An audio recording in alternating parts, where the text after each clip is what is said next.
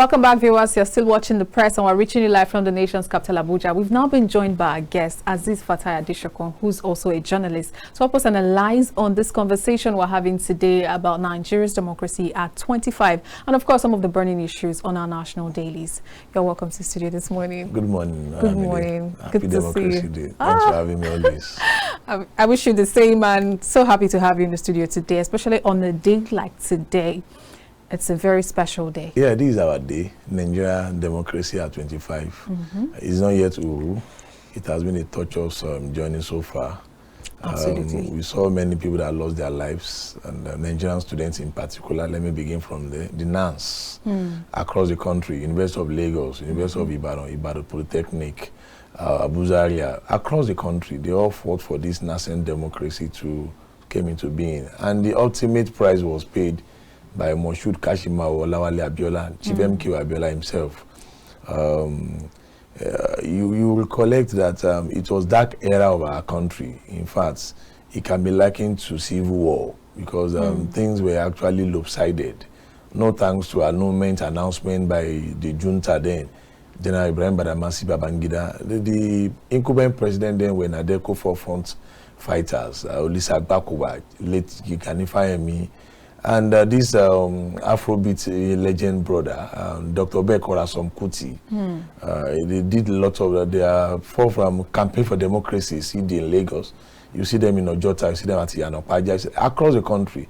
And we have our northern collaborators too, Emo Ekomondos, Dan Sulaiman, Shehu Sani, and the likes, Ndobisi Kanu, Azeez. A lot of Nigerians that are so passionate about how we can actually return to democratic rule. Here we are, in 1999, we came back to democratic life. Yes, for so many reasons, we need to thank Almighty God so far. Sure. But so far, so good. We need to look inward. It is not where we desire to be. It is not where we desire to be democratically. You know, stating that it's not where we desire to be democratically, people say it's been 25 years, but they say it still looks as if we're taking baby steps as against what it should have been. For a 25-year-old, you should have been smart enough, wise enough, be conscious of a lot of things you're doing, and be responsible for yourself, true or false. So, yes. Looking at our democracy, would you say the same? Yes, we're supposed to have actually graduated from this form, but nevertheless, you still appreciate God's presence in our country, because we are to actually reflect on where we are coming from. We say, well, the greatest achievement so far is that we are under democratic dispensation. So you and I are in the studio today now, we can say whatever we like, in as much as we are not breaching the constitution. Of course. Unlike under the military era, Abacha, Babangida, all of them, Buhari, when he came as a military man, journalists were wounded in cells, news media was proscribed, you know, you don't have freedom of expression, freedom or whatever. But we deserve better than that. We deserve better than that. The economic quagmire we found ourselves in the last 25 years, it is not. It is national embarrassment that Nigeria does not have functioning refinery under democratic rule, and even under the military, our refineries were working. In fact, the military guys built Nigeria refinery, Yakubu Gowon to Murtala Mohammed to Obasanjo. These refineries were built at that time. So if under democratic dispensation in the last 25 years, we could have actually offered Nigerians functional refinery, that means there is something wrong with our democracy, because the definition of democracy is for the people, by the people, for the people. Exactly. So, and what we are seeing economically, we are not seeing for the people, by the people. So there is the definition of democracy has been defeated, because we are not seeing the dividend of democracy in reform, which is economic integration, economic development, human capital development, educational prosperity, health sector, environment. We are not seeing those things. And what to come to football, sports, we are now struggling to qualify for World Cup. We're not at the last World Cup. It's part of economic prosperity, because sport is a sector alone that determines what goes in other sector of the economy. There won't be adverts, people will not be promoted. Those are the things. So it will actually kill business from that on in that sector. Tourism, aviation, because if we qualify now, the multiplier effect of Nigeria qualifying for World Cup is going to be enormous. So we need to look around. Nigerian presidency, as it were, they need to see And thank God we are having product of Nadeko at the villa. I pray to God to guide them right. For now, we are nowhere to be found democratically. You know, talking about finding ourselves nowhere when it comes to democracy, yes. And then you talked about economic integration. You know, like ex-President Goodluck Ebele Jonathan said, he said, we need to stay away from religious democracy and regional democracy, because it seems as though that has torn us apart even beyond anything else. We're now having security issues. Whenever elections are coming, you find politicians dividing us against the sides of region, against the sides of ethnicity and religion. In the past 25 years, yes, what lessons can we begin to with all due respect, I think I agree with His Excellency, former President Ebele Jonathan, and we need to do religious politics, religious politicking, economic religion, all those sort of. But with all due respect, His Excellency actually promoted this when he was in power in 2014-15. President Ebele Jonathan then actually took campaign to churches. He was in Lagos, Apapa Oshodi Expressway. He was in Lagos there, Goshen.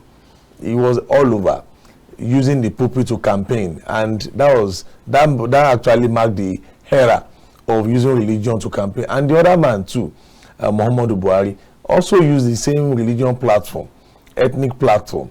So we can't actually divorce such, but we should not pronounce it, and we need to speak to authorities. I mean the political class, the governors, the presidents, the senators. They are the ones actually dragging us to that path. And having Nigeria does not bother about who governs them. That's the truth. They are the ones that provoke these thoughts in us, this political class, to achieve their own selfish agenda. That is the truth. And having Nigerian, I don't care who manufacture my phone. I don't care who is a cab driver taking me from Metama to Wuse to Asoko. I don't care.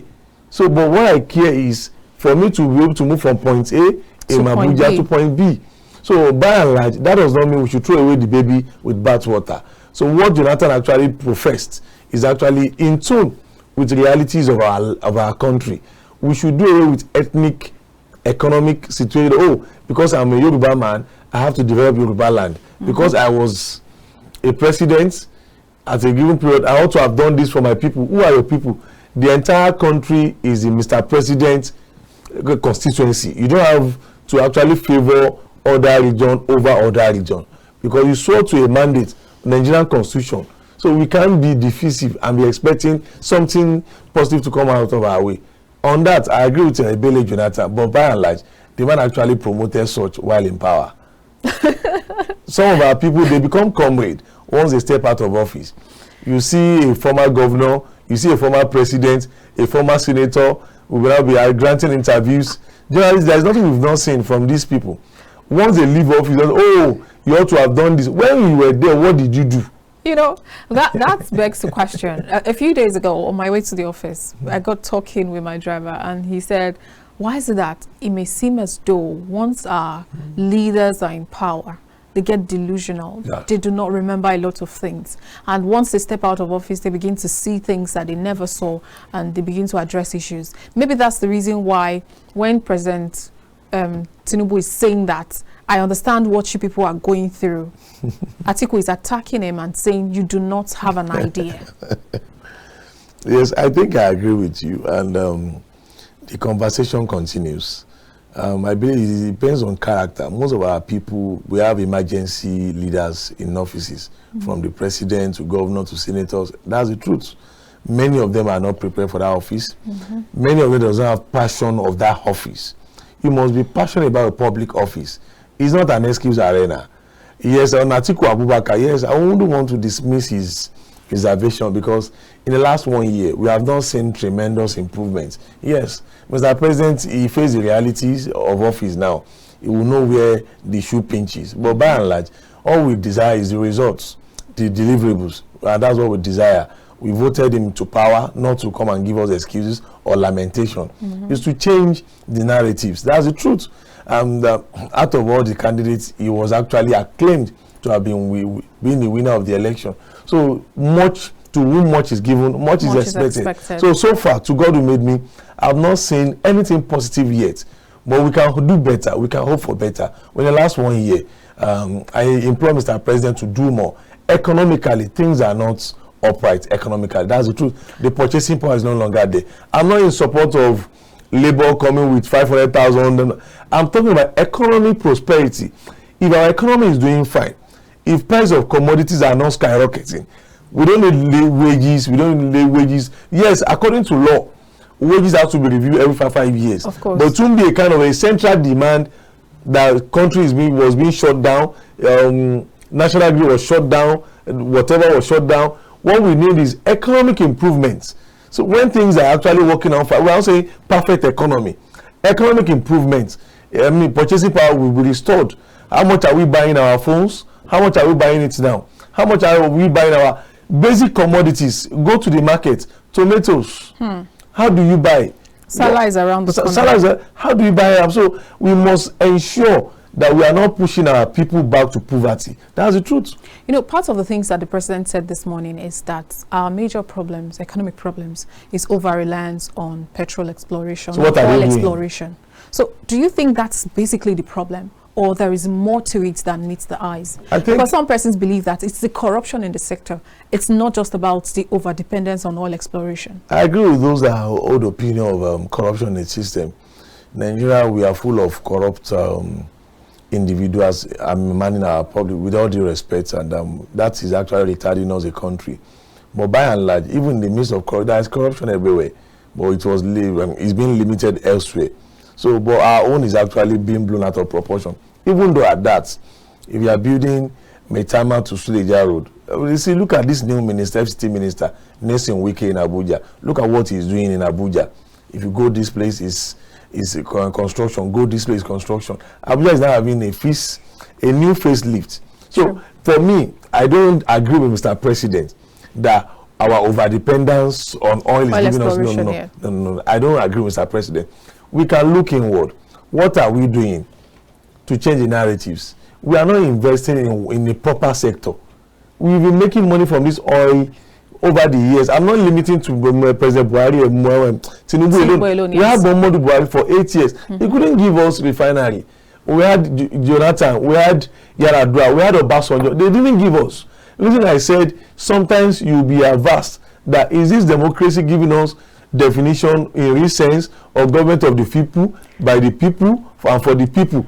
If for 25 years a government of the people, for the people, and by the people cannot give Nigerians functional refinery that will make local production of crude oil locally, that will promote manufacturing industry, you see, you don't know how much we are losing from this oil being refined overseas. But most of our political, they don't care. So far their own dollars are coming in. They are making their own money.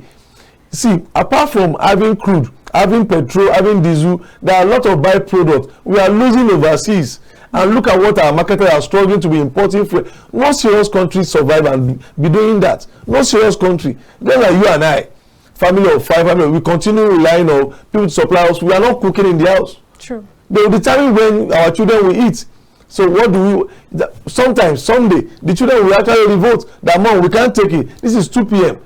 We've not eaten for a day. That's the truth. So, Mr. President, they should double up. Yes, from what we are actually gathering, they are trying their best, but their best has not been seen. We want deliverables. Enough of lamentation and excuses. Things are not rosy in the country, so that people will not be pushed to war. Purchasing power is no longer there. I spoke about tomatoes. You can't cook with 5,000 naira again. Everywhere in the country. That's the truth. How much will you buy meat? How much will you buy fish? How much will you buy your pepper? Somebody said 100K is the new 10K. God bless you. Honestly, when you go to walk into KAFTAN now, you cannot eat it 1,000, 2,000 naira. We poor men. Unless you are talking about 5,000 naira on the average.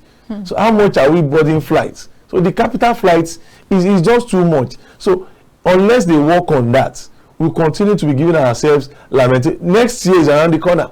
They should double up so that by next year Democracy Day, we will not return back to the same narrative that I'm aware of your problems. I'm aware of what you are going through. I know what to do. I know what to do. To listen. So I'm not going to listen. So we are not going to listen to that again. You know, because you made reference to the rule since since since democracy till now, since the last 25 years, it made something come to my attention. You know, one of my guests was saying that, off camera though, was saying that the democracy so far is democracy that he does not understand. So I said, why would you say that? He said, because it may seem as though we're practicing democracy, but no, it is military men in Barbariga that have been ruling us, except for President Goodluck Ebele Jonathan and President Bola Ahmed Tinubu, if you look at the antecedents so far. But to me, I don't seem to agree about somebody in khaki now in civilian regime. If we look at American democracy, and retired military officers became their presidents, successive ones, when America got her independence from Great Britain. So it's about competence and character of an individual. We've seen some fine gentlemen in the military. Not all military men are condemned parts. In Oyo State, we saw a military governor, Jamie Benwon. He delivered within his own best capacity.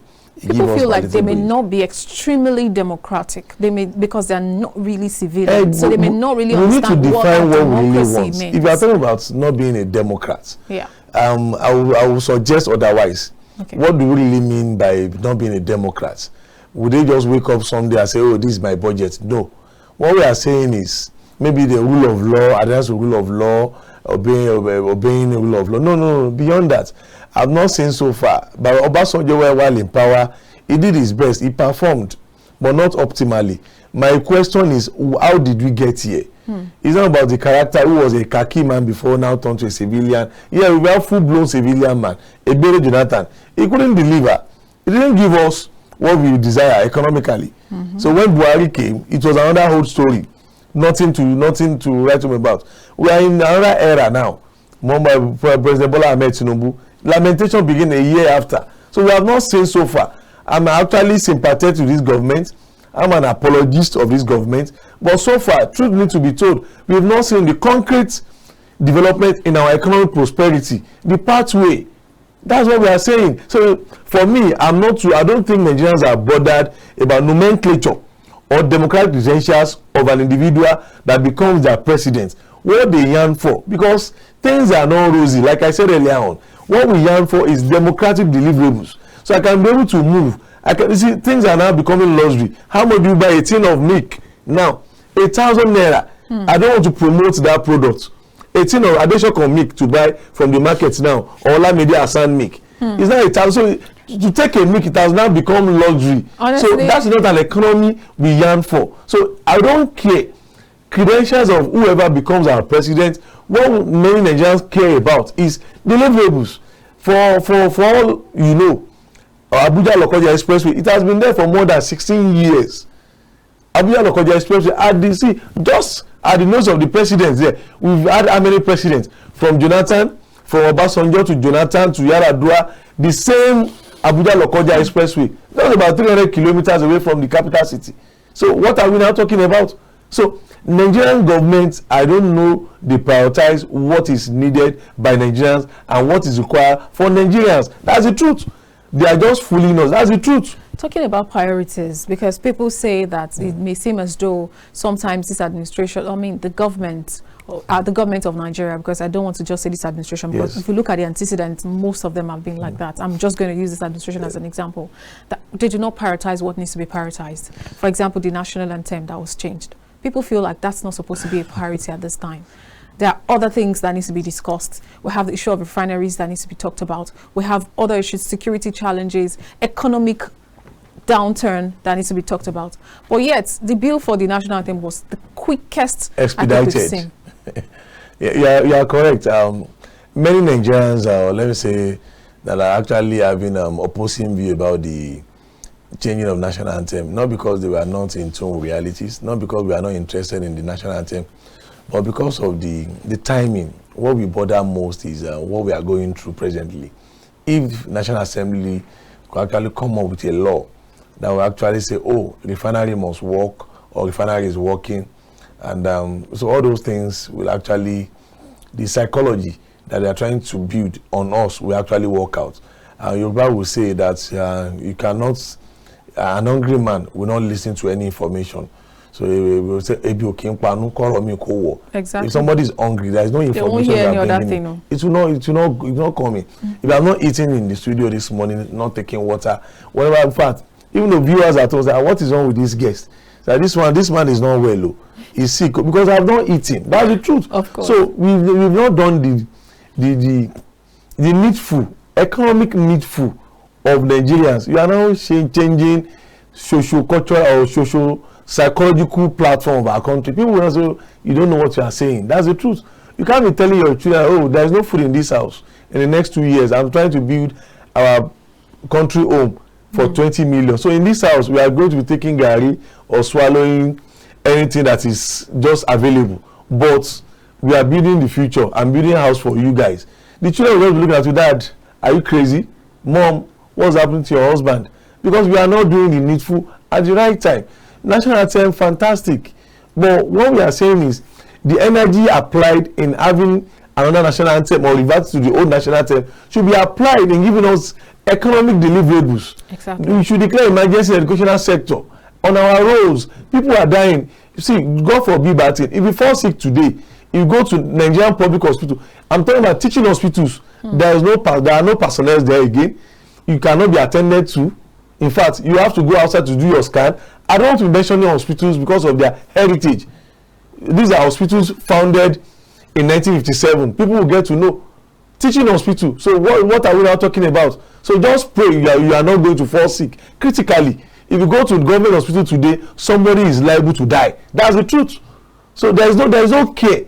So if they can apply the same energy in changing the national anthem or reverting the old national anthem, I don't have any problem with that. But going for national anthem is just like being comedy with us. For me, you have not attended to things that actually require greater attention. That's the truth. You know, but for me, I'm not against changing the national anthem. But they should apply the same energy. Of course. The other day, they say cyber security levy. And now, if you make transfer from your phone, they will charge you VAT. At least 3 or 4 they will charge you. Follows. They will not give you levy, transfer levy again. So all this money, where are they going to? Who are those charging us? What are they charging us for? You are now overcharging, double charging on that depressed economy people. You don't do that way. You don't do that way. You know, looking at the last 25 years, it begs to question, are we really practicing a democracy that is for the people, by the people, and of the people? Because I saw the statement that says Nigerian democracy at 25 has been exciting but a frustrating journey. Well, I don't want to be a pessimist, but nothing so far is worth celebrating yet. Is encouraging that we are actually out of the hook of the military guys. But nevertheless, we cannot say we are not going back to the Egypt, and where we are is not even favorable to us. So far, so good. In the last 25 years, we need a lot of improvement in all sectors of the economy. So Nigerian democratic deliverables has not been there. So with that, bring us back where we are coming from. That so far we cannot say we have enjoyed what we desire when democracy comes. The military, even in the military regime, some people will say, "Oh, it's not that bad." When they pocket some certain things, when we were under military regime, our sports was fine and the economy was booming in that sector. We won Atlanta Olympic, we won Nations Cup. Babangida brought us West Half in 1989, and for 5 years plan, West Half will give us generation of footballers that delivered for our country. 1994, 1990, we attended the first World Cup in 1994. France 98, we did well, even though we were booted out. So in that sector, so we can still be point under this democracy, aside GSM, even that it cost, aside GSM that was given to us, I have not seen any economic prosperity so far in the last 25 years. And even with that GSM now, cost of data will kill you and send you away from your home now. So what are they doing? Even cost of calls. So what are they doing? I don't see this democratic regime lifting up to expectations of Nigerians. That's a fact. They need to double up, and in fact, the burden lies more on President Bola Ahmed Tinubu, because he's a part of this democratic struggle. And if he's not being given opportunity by God and the people of Nigeria that he has been voted for, he should use all arsenal, double efforts, and see what he can do. Because everything is also actually in the villa. He controls everything. in fact, arguably the most powerful president in the world. So we cannot be calling on the governors, and look at the autonomy they are actually dragging back and forth. And I cannot teach an attorney general his job. I cannot teach him what to do. But I believe the best bet is for him to go back to the National Assembly and seek for the amendment of the Constitution, so that local government autonomy will be implemented from National Assembly, and act amendment could be seen to the Constitution. So we can't continue to be playing, because the governors too, they are suffocating the local government. But the law provides that. They say joint accounts. The local governments and the state government, they shall. That's what the Constitution says. They shall have joint accounts. So the money will be paid into joint account. So these governors will just bamboozle local government chairman. I put you guys and bring somebody in. They award contracts on behalf of local government chairman. They just call those ones to come and sign. Across the country, it's not limited to a particular country, or to a particular state or a particular party. Both APC, PDP, these governors, if they are watching me, that's what they are doing. That's what they are doing. We all know what they are doing. They actually go into the local government coffers, bring out whatever they want and what have you. They even sign. The local government chairman will sign. They award contract on their behalf, bid on their behalf, do everything. Those will just come and sign and give a party sum and go away. They cannot face their electorate again. Who even elected the local government chairman? Nobody. Well, it was also the State Independent Electoral Commission, and those ones were unpicked, and they were just announced, selected, and put to local government secretariats. So we are having issues, and if those issues are not tackled, God forbid, I don't want to be agent of doom. Okay, because you mentioned the Attorney General of the Federation, so that reminds me of the statement that President Bola Ahmed Tinubu made. He said that he's a beneficiary of the democratic struggle. Today he's the sitting president. And you mentioned the fact that the AGF is supposed to call for constitutional amendments. There's been a lot of conversation around constitutional amendments, but it may seem as though it will not happen anytime soon, because there have been a lot of calls for it in different aspects. I think, like late Obafemi Awolowo said, that a time will come, the masses, the Nigerians will fight them for themselves. A time will come that we need to actually rise up, and there will be a national day protest against these governors that are actually blocking, because for you to amend constitution, it requires 2/3 of the State House of Assembly. Also, after the House and the Senate have actually done their own job, and these governors, they actually the House of Assemblies across the country, they are appendages of the state governors, and they know what to do with them. So we need to protest at our state levels that these governors, enough of you guys. We need implementation or amendment of our constitution to be implemented, so that we can free the economy. The economy is just in the hands of few. Exactly. An average political class worth over 10 billion, 15 billion, 20 billion, needless cash, dollars in their country homes and what have you. I'm telling you the truth. Fact. Because we can't continue to be suffering, and some tiny cabals will be holding us to ransom. They don't care. In the next couple of minutes, they travel to UK for medicals. Their children are studying overseas. We don't have any problem for you to send your children overseas. But what are you doing to us? You are not governing over there. You are a state governor. What are you doing in your states? So suffocation of the local government is a big problem. So amendment of constitution has become imperative and inevitable. But I don't know which route Mr. President will go. Another challenge I wanted to call your attention to is our judiciary system. Because we find our judiciary, contradicting itself. And it has even cost us more harm than good in the last 25 years. The River State episode. It has cost us more harm than good in the last 25 years. So people now tell you go to court because they know nothing is going to happen. Because even this court can pronounce you a judgment and another court can pronounce you a judgment. And then it will be contradicting. It may seem as though they don't even have jurisdiction anymore as to this is where your power stops and this is where mine begins. This is what you cannot do and this is what you can do. Which means that when it comes to our constitutional reforms, maybe we should begin to look at the judiciary angle first of all. I agree with you. If we must make a progress with our democracy. I agree with you, because if we look at how our judges are appointed, nominated, it has the hands of these politicians. And average politicians, they are very futuristic. Before you get nominated as Olamide, Justice Olamide, I must have actually buy into my own remedy. In 1993, during the June 12 saga, Olusegun Adeniyi, then a reporter, with National Concord, wrote in one of his articles when injunction became for sale, that he was in the midst of governors, the SDP governors in those times. That was 1992. You saw them that they were just making calls to their various states that, oh, Olamide, take this, go and fight this matter before Justice Adesokan. He will give us injunction overnight. So it's not a matter of today. It has always been there. Look at what is going on in Kano State between Lamido, Sanso, Lamido, and Emir Ado Bayero. Yes. We don't know who is the Emir of Kano as I speak with you. We don't know. Sure. The same thing in River States. Some people, so they just go to courts, justice, whatever. We don't even know if the lawmakers are still lawmakers. Yes, justice, whatever will just come up. So in these aspects, the sanity that will come to our judiciary will be from the nomination of a judge at the state level in particular, even though at the federal level. So those are the problems we are having. Yes, their money has been increased by 300%. It's part of changing the narrative, because many of them, even though there are still contests to that as to why it would just be the judges. What about the judiciary workers?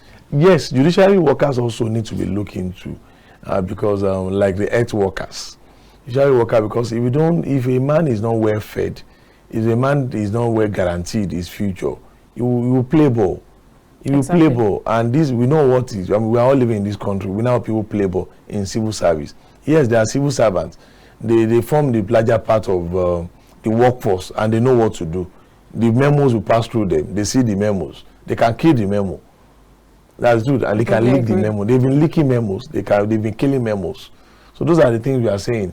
Amendment to our constitution, judiciary arm of government needs to be looked into very, very well. All right, we just hope for better days and better times. Just like the question I have in store for you now, how do you think that the government of the day can balance economic reforms with attending to the needs of Nigerians? Yes, there are no two ways about it. Mr. President is one of us, and I believe the Minister for Finance is one of us.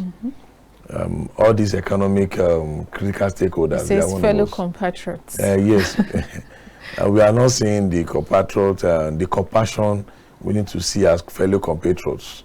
And the truth of the matter is that if you are implementing economic policy, it has to be human face.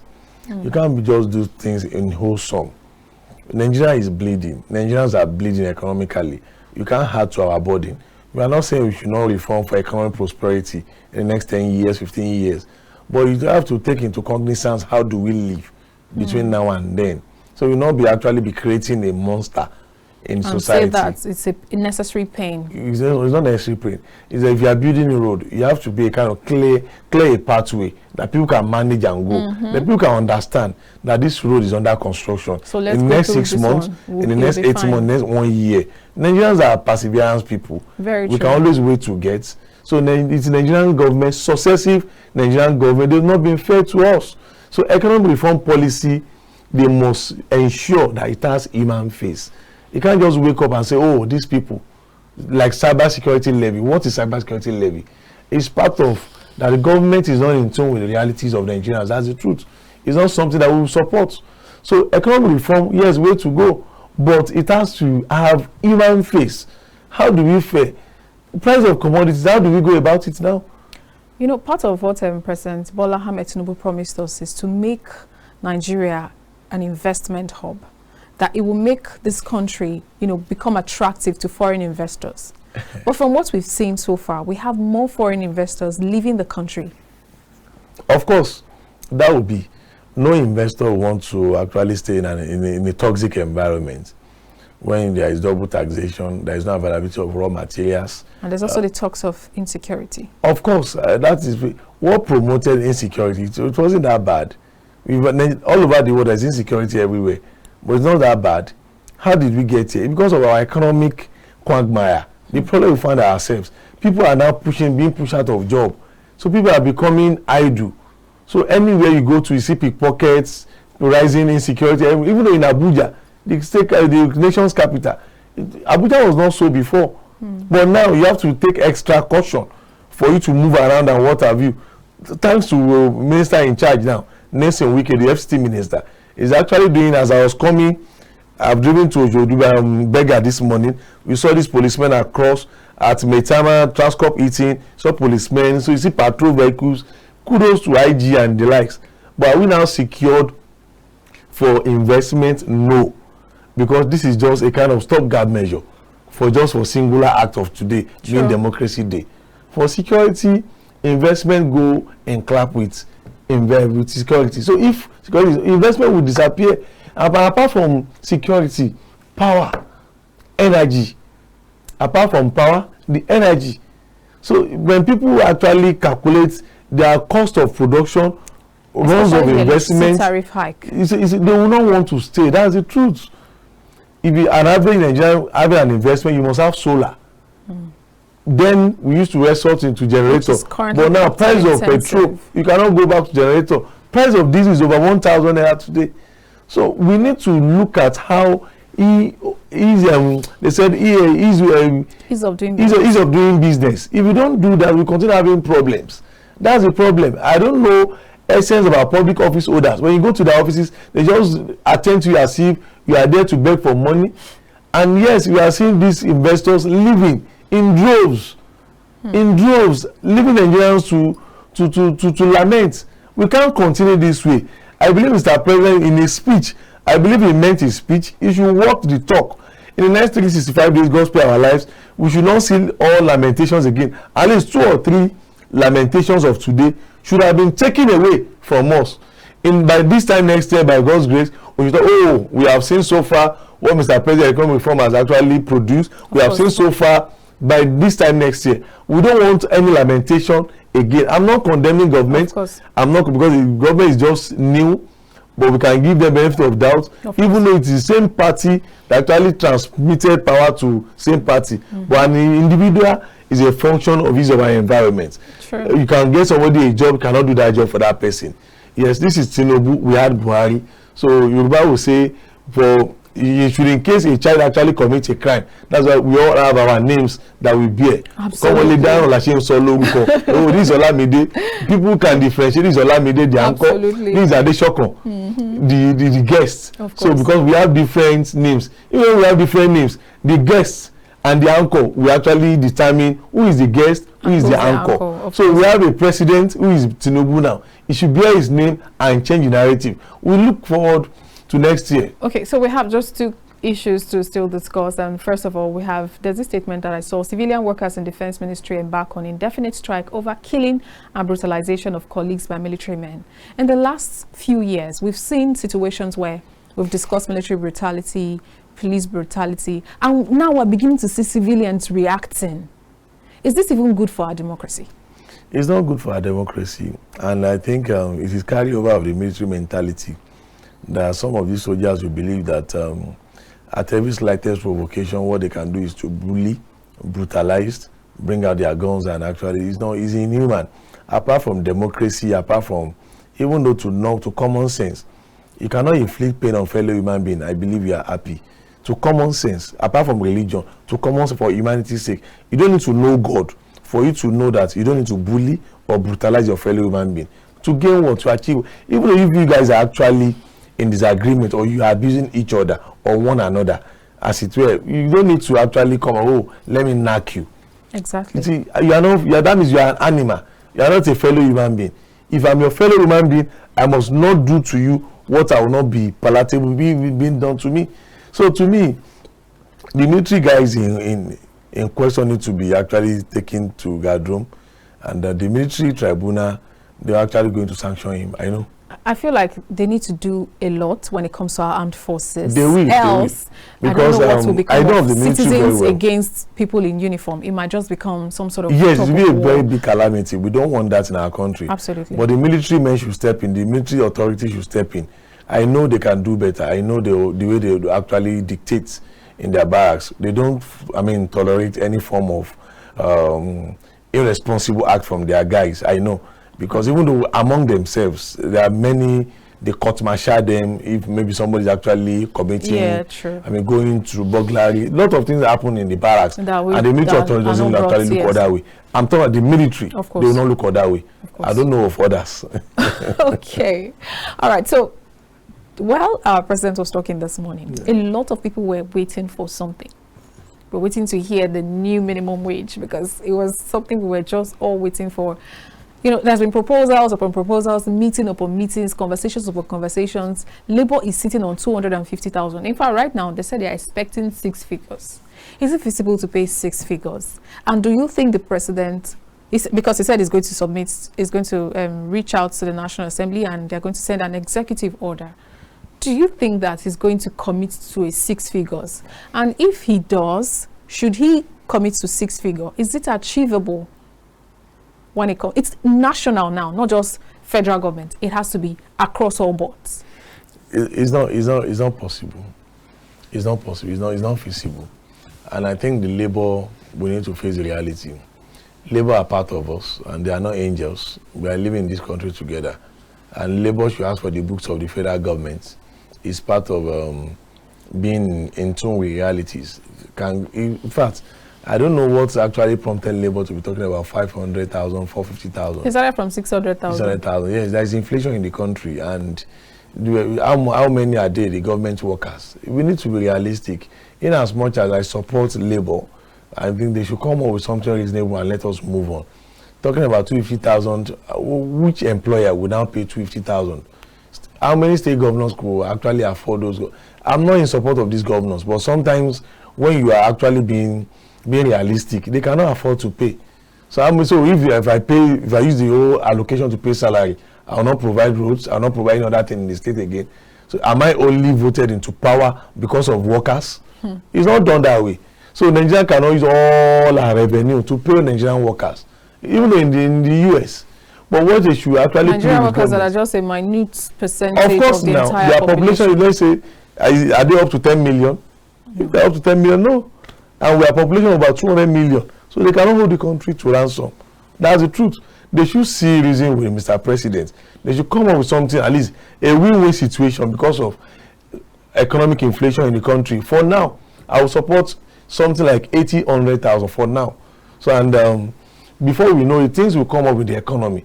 They should go into, and Mr. President, what we have issue is economy, the purchasing power.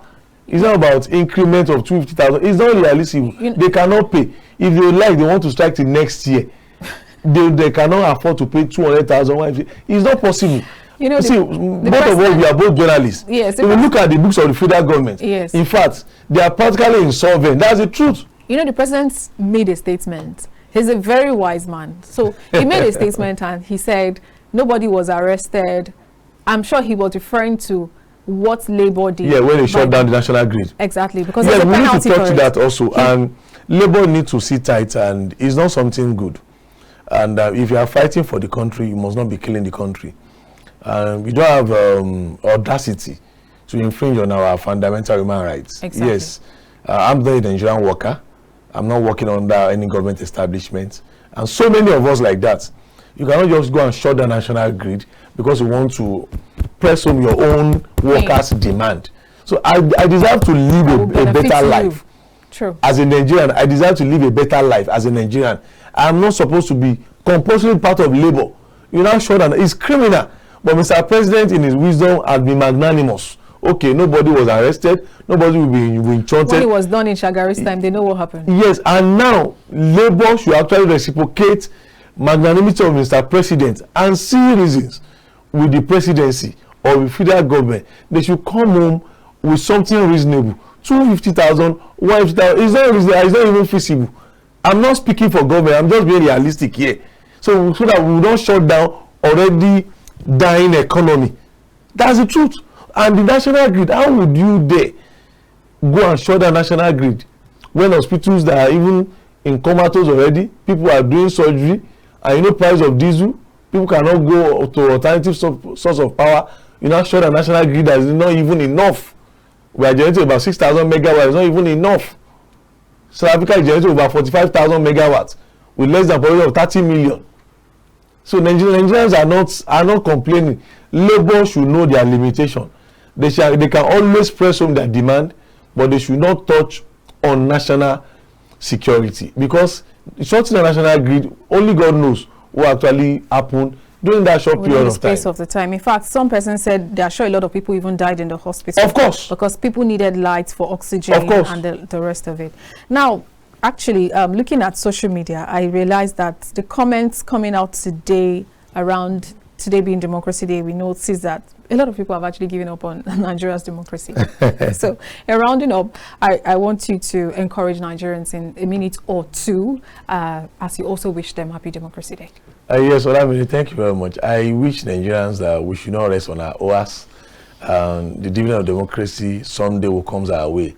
Some of us are not too happy, but we need to keep on fighting on. The spirit of Ghanaian Fayemi, these men actually fought for this democracy we are enjoying today, the Chima Obani. The names have actually been rolled out by Mr. President.